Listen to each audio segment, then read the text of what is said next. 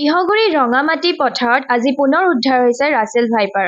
আজি ইংৰাজীৰ 21 আগষ্ট বিহগুৰি ৰঙামাটি সেনা ছাউনী সৈনিকসকলে এটা ৰাছেল ভাইপাৰ প্ৰত্যক্ষ কৰে। ইয়াৰ পিছতে সৈনিক বিভাগীয় সৰ্প বিশেষজ্ঞ সৌৰভ বৰকটকীক এই বিষয়ে অৱগত কৰে।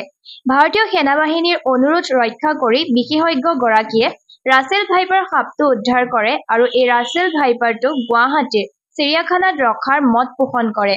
উল্লেখ্য যে বৰকটকীয়ে সংবাদ মাধ্যমত জনোৱা মতে অসমৰ বনাঞ্চলসমূহত ৰাছেল ভাইপাৰক মুকলি কৰি দিলে ইয়াৰ বংশবৃদ্ধি হৈ পৰিৱেশ তন্ত্ৰত নতুন প্ৰভাৱ পেলোৱাৰ সম্ভাৱনা আছে।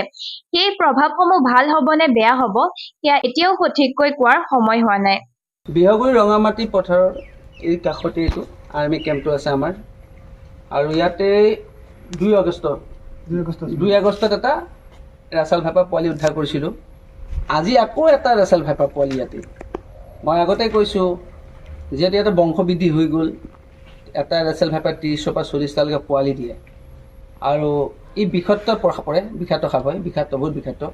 আচলতে কি হৈছে, চাৰিওফালে পথাৰত এতিয়া পানী হোৱাৰ কাৰণে কি হৈছে, সিহঁতে বামলৈ উঠি আহে আৰু বাম পাই পেলাই আৰ্মি কেম্পৰ ভিতৰত সোমাইছে। আৰু তেওঁলোকে মোক ফোন কৰিছে, আজিও আৰ্মিৰ পৰাই ফোন কৰিলে, আৰ্মিৰ পৰা ফোন কৰিছে আৰু মই আহিছোঁ, ৰেস্কিউ কৰা হৈ গ'ল।